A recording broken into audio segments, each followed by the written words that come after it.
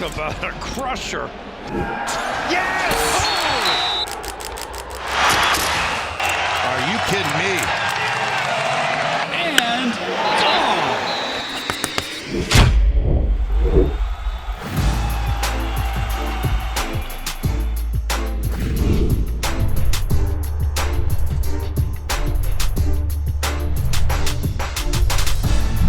Welcome back to the Schoolyard Sports Podcast. I'll notice this podcast lane. Frank, we're now at episode number 90.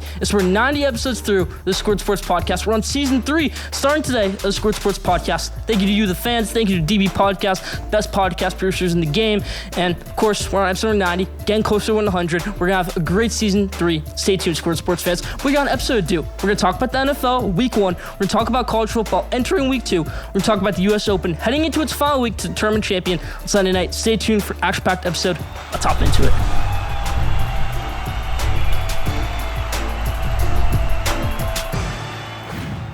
Let's start with episode number 90 and season 3 the right way with our headlines. And in the NBA, Donovan Mitchell broke the NBA world, getting traded over not to the Knicks, not to the Heat, not to the Celtics, not to the Lakers, but the Cleveland Cavaliers, everybody. He is a Cleveland Cavalier today, Donovan Mitchell. That's amazing stuff right there. They got a deal. Now, I'm going to go on a rant later about it. The Utah Jazz, New York Knicks, Cleveland Cavaliers, they're all going to be wrapped up into my Schoolyard Sports Scream. But congrats for Donovan Mitchell. Going over to the Cleveland Cavaliers. Darius Garland, Evan Mobley, Donovan Mitchell.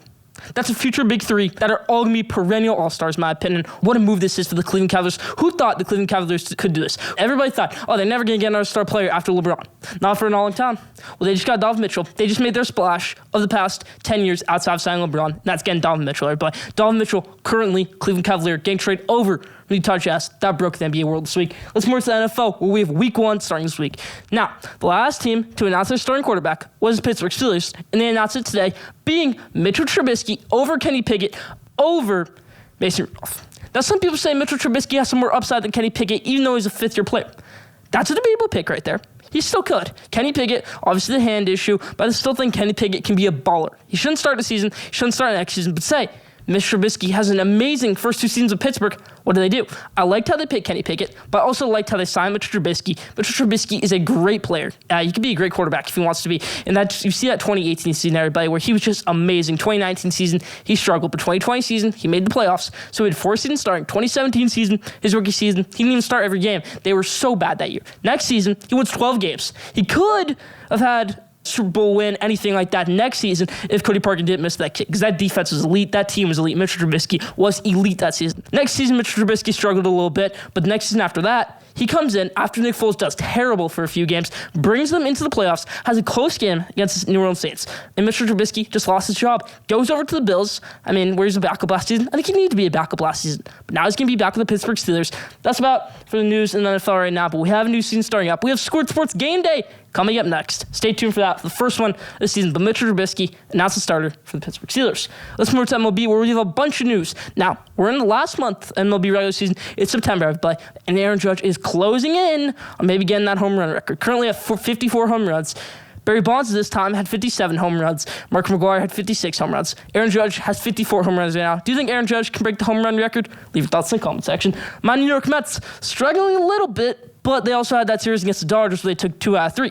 Evan Diaz was amazing in that series, closing down both the wins, getting Timmy Trumpet to do trumpets at game live. So that's just great stuff right there from the New York Mets. New York Mets struggled, though, against the next series against the Washington Nationals. Tough stuff right there from my New York Mets. I think they can rebound. I think this offense needs a little bit of regrouping. Max Scherzer got hurt, kind of reeled that series a little bit. So Mets need a little bit more confidence, in my opinion. I think that may be the main issue right now. Buck Showalter needs to bring that back. We're getting hit with the injury bug right now. Brett Beatty after the rest of the regular season. We score May out a little bit. Carlos Carrasco is back. So a lot of stuff going on right now with the New York Mets and Los Angeles Dodgers, who lost to the New York Mets last week. As I mentioned, let's move to the last part of the headlines, the U.S. Open, everybody. I got the hand right now. I went on Sunday. I saw Casper Ruud and Coco Gauff play. So Coco Gauff won her match. Casper Ruud won his match. Casper Ruud just played against Matteo Berrettini. And Casper Ruud's into the semifinal. Casper Ruud has an amazing forehand, everybody. But he maybe is too much of an offensive player, not so much a defensive player. You saw that in the French Open when he struggled against Rafael Nadal, who Rafael Nadal beat in the French Open. But Rafael Nadal loses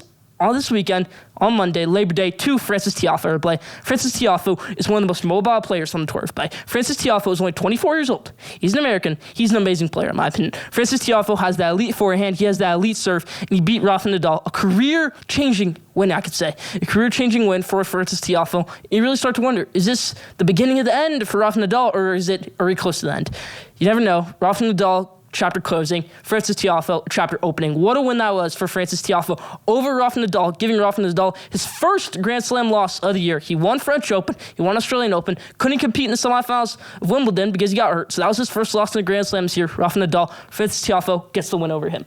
Casper Ruud, already mentioned him. Nick Kyrgios, though, gets an amazing win on Sunday night against Daniil Medvedev. Wow, what a match that was. Nick Kyrgios in 4 sets. That first set took 1 hour, and after that was only a 3-hour match. So Nick Kyrgios really played amazing. Some bonehead moves, like you saw that when we ran over to the other side of the court, did the ball, and it was out. But Nick Kyrgios, a good player in my opinion, there to play. Carlos Alcaraz advanced to the quarterfinals, getting a clutch win over Marin Cilic. I mean, that was just a crazy match against Cilic over there. 5 sets, 19-year-old Carlos Alcaraz, the Spaniard, getting the win over the veteran Marin Cilic. That's about the headlines this week. Leave your thoughts in the comment section.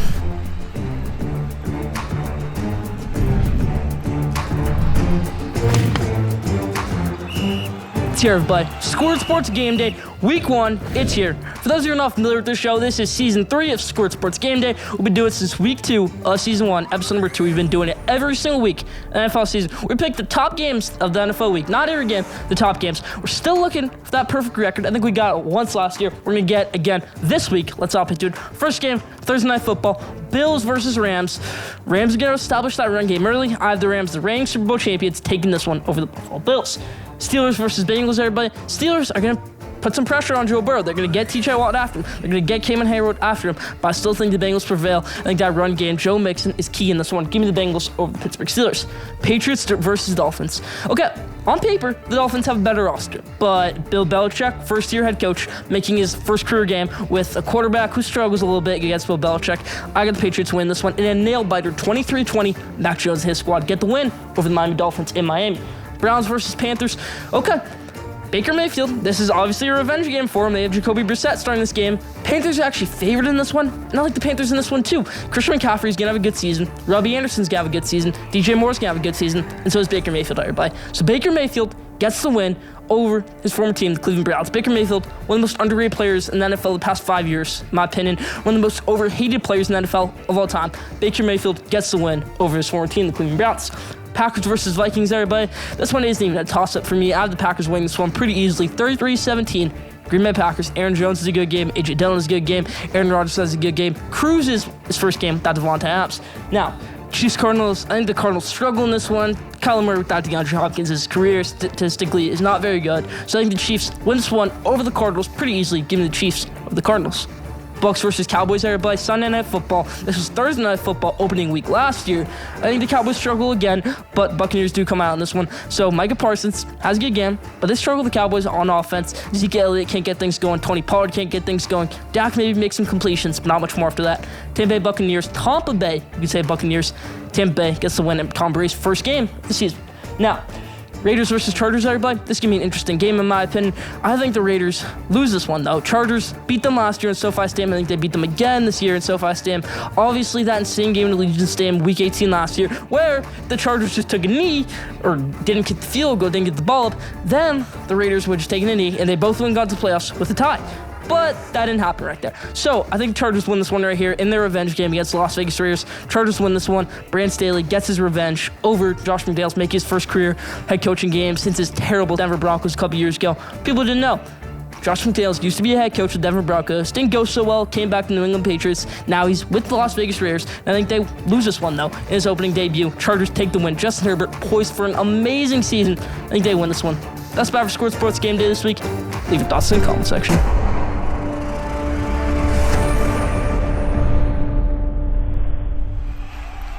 Now, top 5, everybody. This week's top 5 is the top 5 bold predictions I have for the 2022-2023 NFL season. Let's hop into it. First one, Dameon Pierce, Houston Texans, starting running back out of Florida. They announced him as their starter today.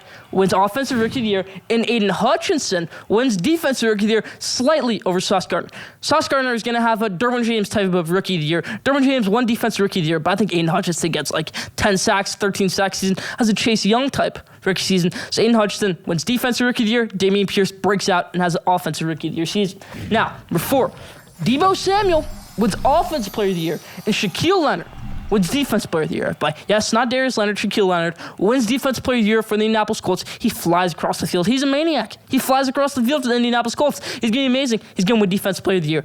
And Deebo Samuel, they're not going to put him in the run game as much, but with Trey Lance, I think he can use him very, very well. Deebo Samuel wins Offensive Player of the Year. Now, that's a tough one right there. It could be Justin Jefferson. It could be Jamar Chase. It could really be anybody. It could be a quarterback. It could be Joe Burrow. It could be Justin Herbert. But I'm taking Deebo Samuel as my Offensive Player of the Year.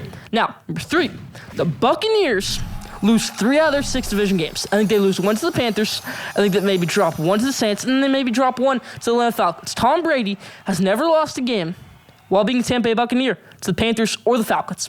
I think he loses to both these teams this season. He has not beaten the New Orleans Saints, the Tampa Bay Buccaneer in the regular season yet, is over 4. I think he loses 1 game against us in this season, but wins another in Tampa Bay. James Winston is a good quarterback. Baker Mayfield is a good quarterback. Arthur Smith is a crazy offensive mind for the Atlanta Falcons. That's my 3rd best bowl prediction. Number 2, Joe Burrow doesn't win MVP. His counter rival, Lamar Jackson, does win MVP there, everybody. I was about to pick Joe Burrow. I didn't. Lamar Jackson wins MVP, everybody. His 2nd time of his career winning MVP. Lamar Jackson is an amazing player. They lost 6 games to him starting last season. All of them were by 1 possession. All of them. 3 of them were by 1 point. That's amazing stuff right there. So Lamar Jackson is a good quarterback, everybody. He was banged up last season. They got the run game back this season. I'm going to talk about them my next bowl prediction. But Lamar Jackson wins MVP of the NFL season. Now, number 1, the Ravens and the Packers make the Super Bowl. You can say, whoa, the Packers and the Ravens make the Super Bowl. Here's my case. Let's start with the Packers. Packers have Aaron Jones. They have the most amazing defense in the NFL, in my opinion, right now. They have Rashawn Gary, who's been amazing. They have Jair Alexander. They could pick up Blake Martinez if they want to. They have Zadarius Smith. They have so many good pieces on that defensive line. I really think that they're a good team. They have Rasul Douglas. They have Kevin King. This is a really good Green Bay Packers team. I think this is the year they make it out of the NFC, and they make it to the Super Bowl. Now, let me talk about my AFC team, the Baltimore Ravens. They have Kyle Hamilton, one of the best picks of the draft. They have Lamar Jackson, who I just talked about. They have Gus Edwards coming back. They have J.K. Dobbins coming back. They have their entire running back core coming back, where their entire running back core last season was out for the whole season. They have Marcus Pierce coming back, who tore his ACL 1 play after Gus Edwards tore his ACL. And most importantly, they have Mike Macdonald back as their defense coordinator. Mike Macdonald, if you don't know who he is, he was the Michigan defense coordinator last season, completely revamped that defense. Went from a bomb defense in the Big Ten to the top defense in the Big Ten. Michigan was last season. Michigan was amazing. He came from the Ravens before that as their linebackers coach, came back to the Ravens as their defensive coordinator when Wink Martindale was just terrible. That was my Giants defense coordinator. I'm not too ecstatic about that, but he replaced Wink Martindale. I really think Mike McDaniel's one of the top defensive coordinators, one of the top defensive minds in the game. He's going to utilize his team well. This is going to be a really, really good defense. Mark Andrews is going to be a good player. Rashad Bateman was pretty banged up last season. I think he's going to impact this season. They're without Hollywood Brown, but I think they're still going to do well. I really like this Ravens team. And I have this Ravens team winning the 2023 Super Bowl. Everybody. You can debate me on it. You can. But those are my reasons why the Ravens win the Super Bowl. Everybody. Leave your thoughts in the comment section. That's about for top 5 this week.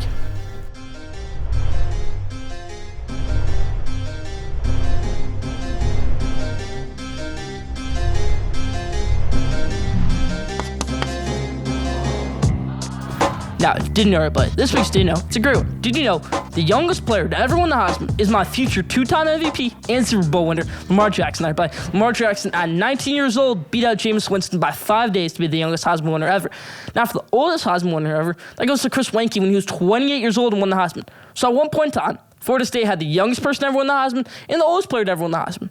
That 2016 season for Lamar Jackson was amazing. I'm going to argue that his 2017 season was better, but Baker Mayfield had an amazing season that year. I mean, Lamar Jackson has been the closest to win 2 Heisman since Archie Griffin. What an amazing player Lamar Jackson was. Winning the Heisman and then having to give Baker Mayfield the trophy the next year, that must have been hard. But Lamar Jackson is the youngest player to ever win the Heisman. Bryce Young couldn't edge him out. Do you think somebody can break that record this year? Do you think Quinn Ewers can break that record this year as the youngest player to ever win the Heisman? Leave your thoughts in the comment section. That's about what I didn't know this week.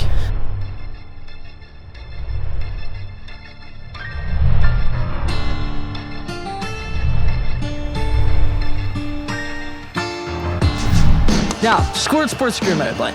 The recipient of this week's Schoolyard Sports Scream, I don't even know how many we've done so far. I think this is the 4th. It is the Utah Jazz and New York Knicks. Let me explain. The Utah Jazz had a better offer from the New York Knicks, but they had 2 first-round picks, not 3.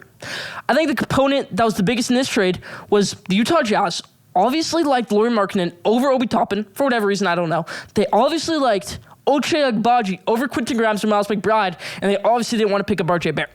I blame this on the Knicks for not putting a 3rd first-round pick in there, which I really think they should. If they did that, then the trade probably would have gone accepted. But when you saw that trade get accepted, you were like, Knicks really didn't have that bad of an offer compared to the Cavs offer. So that's why I don't understand this. I really think the Utah Jazz could have gone more. They obviously got Colin Sexton, who's going to be a good piece, but you're going to have to re-sign him. I don't know about that. It's not the greatest move right there. Lauri Markkanen is not a better player than Obi Toppin, in my opinion, and I really think Quentin Grimes could be a better NBA player than Ochai Agbaji. If you don't know who Ochai Agbaji is, he's one of those Kansas guards. It seems like Kansas all the time. They're an older team. They always have these college stars who can't really translate to the NBA. Udoka Azubuike, Frank Mason, who won the Wooden Award. Ochai Agbaji almost won the Wooden Award. And Devontae Graham also won the Wooden Award. But all these guys aren't really that good in the NBA. We're just going to have to wait and see Ochai Agbaji. But that's my take right there. That's my scream for the Utah Jazz. I really think they messed up right here. I really think they should have taken the New York Knicks offer. I just think it was Danny Ainge being petty, not want to give Donovan Mitchell over to the New York Knicks. Donovan Mitchell is going to like Cleveland, in my opinion. He's already making Ohio State pigs. He's already making this stuff, which hurts me as a Michigan fan and Knicks fan. But Donovan Mitchell is a Cleveland Cavalier. That's my Schoolyard Sports scream. Not as harsh as the past ones. This one's in the Utah Jazz and New York Knicks. Leave your thoughts in the comment section.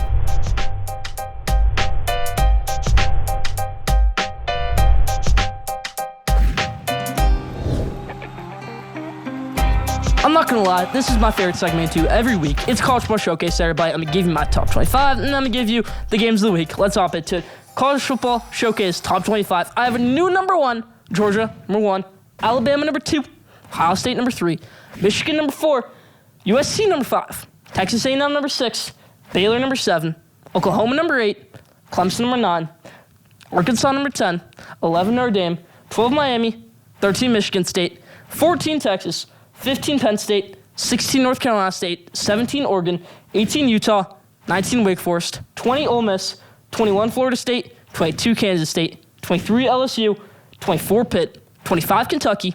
I'm going to give 2 honorable mentions out here, right here.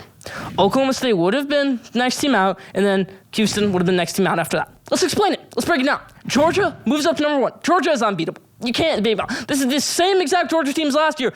They're the best team in college football. Stetson Bennett is maybe going to win a Heisman. He's Houdini. He's amazing. He got some amazing plays. That's a good Oregon team, and they stomp-rolled them.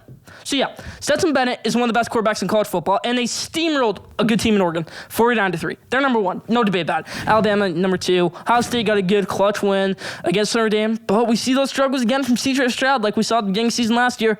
Now, here's the thing I want to say right here, C.J. Stroud. We saw this with Spencer Rattler. His freshman season, Spencer Rattler really struggled. His first season starting, kind of struggled in those first 2 games. Lost to Kansas State, lost to Iowa State. But then he got good wins over Florida in their bowl game. Got good wins over Texas. Got good wins over a couple other teams. But we saw that from Spencer Rattler struggling a little bit. But then to go into the next season, people were saying Spencer Rattler for Heisman, Spencer Rattler for this, Spencer Rattler for that. Spencer Rattler plays terrible in the 2021 season.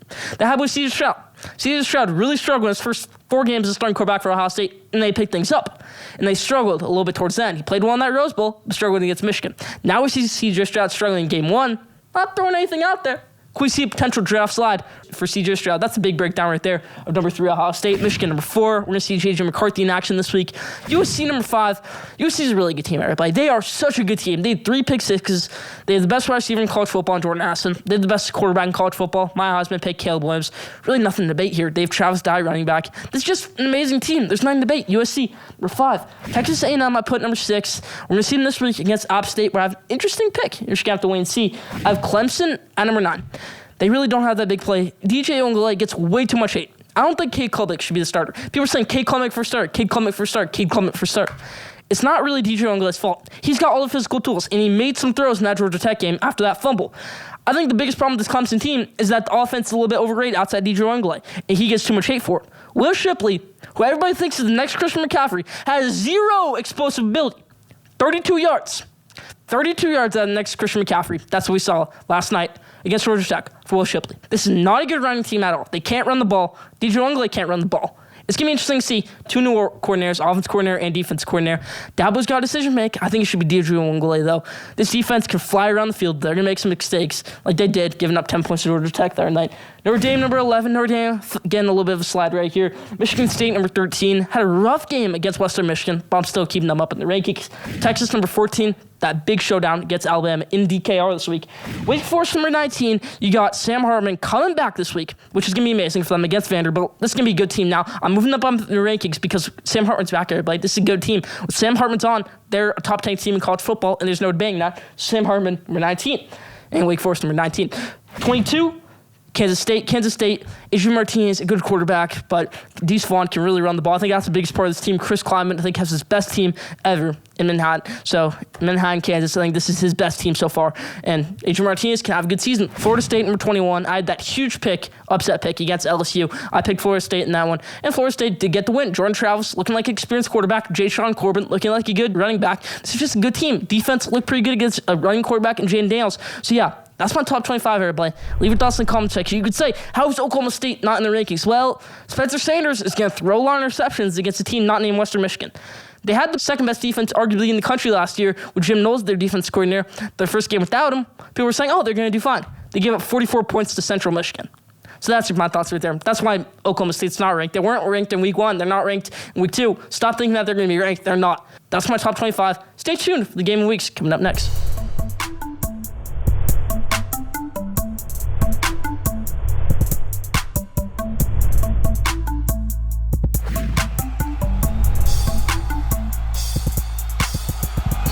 Now, the games of the week, everybody. I'm going to brag right here. I went 11-1 with my games of the week last week.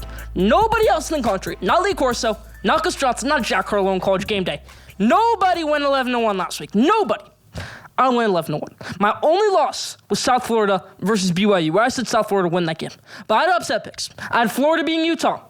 I had Florida State beating LSU. I had a lot of other upset picks. Go watch it. Episode 89. Great episode.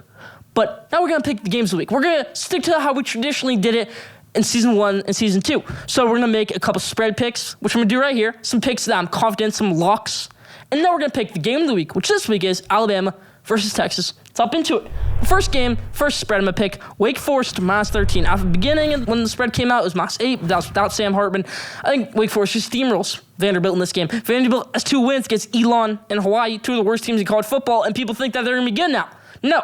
Wake Forest steamrolls them. Sam Hartman has a good game. Sam Hartman starts his Heisman campaign, which I think he can build on. Sam Hartman could be a Heisman candidate at the end of the year. Sam Hartman and Wake Forest, -13 against Vanderbilt. USC on Saturday night, -9 versus Stanford. Now last year, USC, Stanford week 2 night game. Clay Helton's last game as a head coach for USC. Now, this is a different story. USC and Caleb Williams steamroll Stanford in this one. Give me USC, -9 against Stanford. That's a lock. North Carolina versus Georgia State, everybody. North Carolina, a great game last week against App State. I really think they won this one -7.5 against Georgia State. Georgia State, they're only +7.5. That's really weird. Underdogs +7.5 against an amazing quarterback and Drake May, everybody. So Drake May can start his Heisman campaign right here. Drake May has the most touchdowns in college football. He's the most yards in college football right now. That's because they played week 0. Still, Drake May's an amazing quarterback in my opinion. Drake May can build on that performance, have another great performance this week, get another 5 touchdowns against Georgia State, North Carolina, -7.5. Last one, Fresno State +1 against Oregon State. Oregon State and Jonathan Smith, still a good team. They steamrolled Boise State the other night. But Jake Hayner's a really good quarterback, one of the top quarterbacks in college football in my opinion, out of the group of 5. Jake Hayner and Fresno State +1 against Oregon State on Saturday night. Now, 2 sleeper picks I'm going to sneak in right here. Appalachian State, who's one of the best offenses in college football, +17 against Texas A&M. Now, this could be, I could go crazy right here and say App State's going to win this game, but Texas A&M is a really good defense. Haynes King, we saw this last year, week 2 against a really, really bad team in Colorado. Colorado went like 2-10 last season. They were really, really bad. But they hung around Texas A&M the whole entire game until Haynes King got hurt. Then Zach Calzada came in and played pretty well. So Haynes King, starting week 2, pretty much the same week 1 performance that we saw him have last year against Kent State. He had one this year against Sam Houston, and they didn't play very well. They had 31 points on offense, which isn't very good. So I think Haynes King and this Texas A&M offense struggle to get things going. It's an abysmal App State defense, but I still think they win this one. It's going to be very, very high scoring. App State's going to get points on them, but this is a good Texas A&M defense. We're just going to have to wait and see. But I think App State keeps it close for the first 3 quarters. Maybe A&M pulls at the end in the 4th quarter. But App State keeps it close with A&M. Give me App State +18.5 against Texas A&M. Last one right here, Washington State plus 17 against Wisconsin. This is a bit of a bolder one out there because Washington State only beat Idaho by 7 points, but they have one of the top quarterbacks in college football in Cameron Ward. Cameron Ward came from Incarnate World last year. We threw 50 touchdowns, where he was amazing. He ran for like 10. He was amazing last year, Cameron Ward at Incarnate World. But I think this year, he does well again. Washington State had a good week 1 performance, had 3 touchdowns. Just a great game for Cameron Ward. I think they get it close with Wisconsin. Wisconsin only won by 38 points against Illinois State. Graham Mertz isn't a good quarterback. We're just going to have to wait and see. I think Washington State keeps it close with Wisconsin. Now, the game who I'm going to pick every week, my Michigan Wolverines, I have the shirt on right now. I'm going to pick my Michigan Wolverines every week. It's my honorary pick of the week before we get to the game of the week. It's the second best game of the week. It's not really, but for me it is. Michigan versus Hawaii. I'm going to watch this game every single snap because J.J. McCarthy is that quarterback.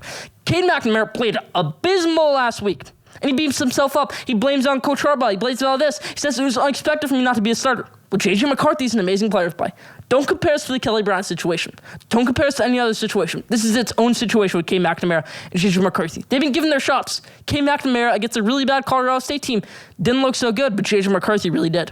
Now J.J. McCarthy gets to start against Hawaii, and I think they do really well. I think Michigan beats Hawaii 73-0. I'm not kidding right here. Hawaii is the worst defense in college football, and they might have the worst offense in college football. Michigan might have the best defense in college football, might as well have the best quarterback in college football, and J.J. McCarthy. You're going to see that Saturday night against Hawaii, but stay tuned. Michigan beats Hawaii 73-0. J.J. McCarthy starts his Heisman campaign. Let's end the game of the week, everybody. Texas versus Alabama in DKR. I already got Vince Young's opinion on it. You can go watch that in episode number 88. Vincent said, I like Texas by 3. I think the keys to this game are Texas has to get everything going. They have to get the run game going early. They have to get the defense going early. They have to get the passing game going early. It's exactly like that 2021 Oklahoma game. They have to get that exact same start. The first play scrimmage in that 2021 Oklahoma game, they got a touchdown. They got a blocked punt the next drive. Then they got a touchdown the next play. Then Bijan Robinson had the most insane first half. They went up 28-7. Then it all went downhill from there. They lost that game. I think they need to start out with that start, and maybe that can keep them close. And maybe they need to contain that. If they can keep that and contain that, they're winning this football game, no doubt about it. But I don't think they can. I think they can get some momentum early on in the game with B.J. Robinson, Quinn Ewers, but I don't think it's enough to keep it. I have Texas covering the spread. Alabama doesn't cover the spread in this one. Alabama wins 44-28. The spread right now is minus 20 Alabama. Texas 20-point underdogs. But I think Texas loses by 16, not by 20. So put Texas plus 20 right there. Texas closer than the score seems. 44-28 loses. Alabama wins 44-28. Closer than the score seems. That's 5 college football showcase this week. Alabama wins the game of the week against Texas 44-28. Like I said, closer than the score seems.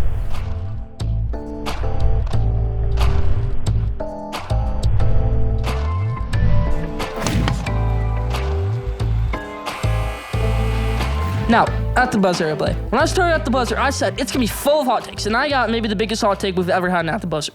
The Browns go 3-8 in games leading up to Deshaun Watson. So Deshaun Watson spent 11 games leading up to that Houston Texans game in Week 12. I think the Browns go 3-8. Look at the schedule. It's very, very hard. They get 2 freebies in there against the Falcons and against the Steelers. But outside of that, this is a really, really tough schedule. They lose Week 1, like I said, on Sunday to the Carolina Panthers. Nick Chubb maybe gets hurt. Kareem Hunt doesn't play so well. It's not going to be fully on Jacoby Brissett, in my opinion. I think Myles Garrett maybe struggles a little bit, maybe gets hurt. But I think the blame goes to Kevin Stefanski, in my opinion. And we're just going to have to wait and see if they can rebound when Deshaun Watson comes back. But I think the Browns go 3-8 in games without Deshaun Watson. That's about it for the buzz this week. Leave thoughts in the comment section.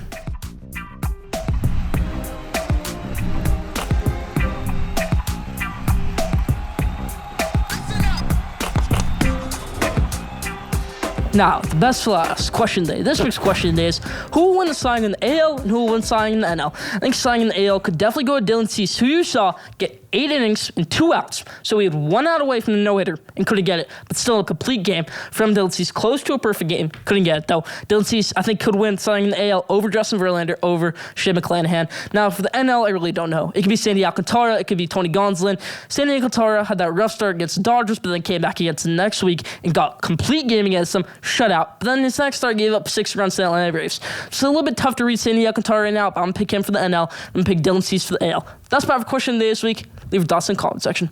That's about for Schoolyard Sports and Lane Frick, episode number 90. Thank you for watching. Kicking off Season 3. Thank you, DB Podcast, the best podcast producers in the game. Follow Schoolyard Sports on Instagram, @Schoolyard Sports. Follow Schoolyard Sports on Twitter, @Schoolyard Sport. Follow Schoolyard Sports on TikTok, @Schoolyard Sport. Don't forget to subscribe, rate, review for the best sports content in game. We'll be back here next week, episode 91. Stay tuned.